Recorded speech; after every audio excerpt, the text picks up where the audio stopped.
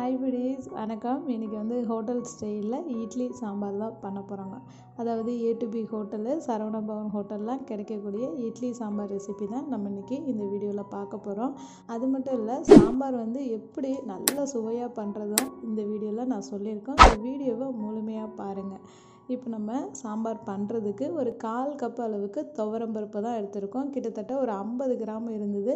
இந்த பருப்பை ஒரு 4 தடவை நல்லா கழுவிட்டு நம்ம வேக வைக்க வேண்டிய குக்கரில் சேர்த்துக்கலாம். இது ஒரு 4 பேர் இந்த சாம்பாரை சாப்பிட்லாம் இந்த அளவுகளில் பண்ணால். இப்போ நம்ம ஒரு 1/2 கப் அளவுக்கு பரங்கிக்காய் சேர்த்துக்கலாம். அதாவது மஞ்சள் பூசணிக்காய்னு சொல்லுவாங்க, பம்கின் தான்.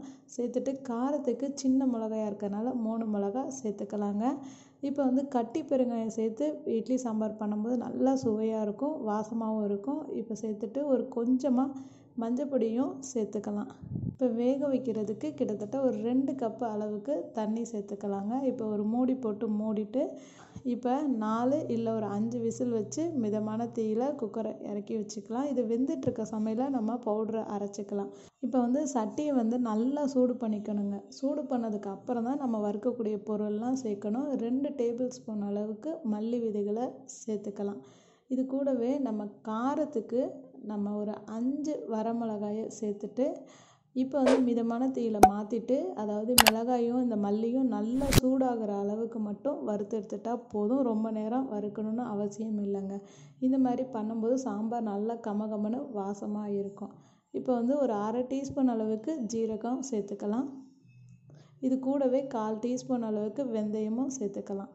இப்போ இது எல்லாத்தையுமே அதே மாதிரி சூடாகிற அளவுக்கு நல்லா வறுத்து எடுத்துக்கலாம். இதை நல்லா ஆற வச்சதுக்கப்புறம் தாங்க பொடி பண்ணணும். சூடோட பொடி பண்ணிங்கன்னா ஈரமாக ஆயிரும். ஸோ நல்லா ஆறுனதுக்கப்புறமே நல்லா பொடிச்சு வச்சுக்கணும். அது மாதிரி இல்லை, நல்லா பவுடராக பொடிச்சு வச்சுக்கோங்க. அப்போ தான் சாம்பார் நமக்கு திக்காக இருக்கும். இப்போ சாம்பார் பண்ண ஆரம்பிக்கலாம். ஒரு குழிக்கரண்டி அளவுக்கு எண்ணெயை சேர்த்துக்கலாம். எண்ணெயை நல்லா சூடு பண்ணதுக்கப்புறம் கொஞ்சமாக கடுகு சேர்த்து கடுகு நல்லா பொரியட்டும். 2 காஞ்ச மிளகாய் கிள்ளி சேர்த்துட்டு கொஞ்சமாக கருவேப்பிலையும் சேர்த்து இதெல்லாம் ஒரு தடவை லைட்டாக கலந்து எடுத்துக்கலாம். இப்போ ஒரு 20 சின்ன வெங்காயத்தை சேர்த்துக்கலாம். இது சின்ன சைஸாக இருக்கனால நான் முழுசாகவே சேர்த்துருக்கேன். இது கொஞ்சம் பெரிய சைஸாக இருந்தால் நீங்கள் 2 கட் பண்ணிவிட்டு கூட சேர்த்துக்கலாம். வெங்காயத்தை நல்லா கலர் மாறுற அளவுக்கு வதக்கி எடுத்துக்கோங்க. பாருங்கள், இந்த சைஸில் தக்காளி 1 எடுத்துருக்கோம். அதை நறுக்கிட்டு வந்துடலாம். இப்போ தக்காளியையும் நம்ம சேர்த்துக்கலாம். நாட்டு தக்காளி தான் சேர்த்துருக்கேன். இது பெங்களூர் தக்காளியாக இருந்தால் 2 தக்காளி சேர்த்துக்கோங்க. நல்லா வதக்கி விடுங்க. இப்போ கொஞ்சமாக உப்பையும் போட்டு நம்ம வதக்கினோம்னா தக்காளி சீக்கிரம் குலைவாகும். ஒரு மூடி போட்டு மூடி வச்சிடலாம். இப்போ திறந்து பார்க்கும்போது தக்காளி பாருங்கள் நல்லா வதங்கியிருக்கும். நல்லா பேஸ்ட் ஆகணும். அப்போ தான் சாம்பார் நமக்கு திக்காக கிடைக்கும். ஒரு 5 விசில் வச்சு பருப்பை இறக்கி வச்சுருந்தேன். இப்போ பருப்பும் காயும் நல்லா வெந்திருக்கு. மத்து வச்சு கடைஞ்சிக்கலாம், இல்லை மிக்சியில் போட்டு ஒரு ஓட்டு ஓட்டி எடுத்துக்கலாங்க. நல்லா ஆறுனதுக்கப்புறம் தான் மிக்சியில் ஊற்றி அரைக்கணும். இப்போ இது எல்லாத்தையும் சேர்த்துட்டு திரும்ப ஒரு 1/2 கப் அளவுக்கு நம்ம தண்ணி சேர்த்துக்கலாம். தேவைக்கு ஏற்ப மாதிரி நீங்கள் சேர்த்துக்கோங்க. இப்போ நம்ம அரைச்சி வச்சுருந்த பொடியில் 2 டேபிள் ஸ்பூன் அளவுக்கு நம்ம இந்த பொடியை சேர்த்துக்கலாம். சேர்த்துட்டு நல்லா கைவிடாமல் நல்லா கிளறி விட்டுருங்க. இல்லைன்னா பொடி கட்டிகளாக ஆயிரும். ஸோ நல்லா கலந்துட்டு நம்ம ஒரு மிதமான தீயில ஒரு 2-3 கொதி வந்தாவே போதுங்க. நல்லா கொதிஞ்சு வந்திருக்கு பாருங்கள்.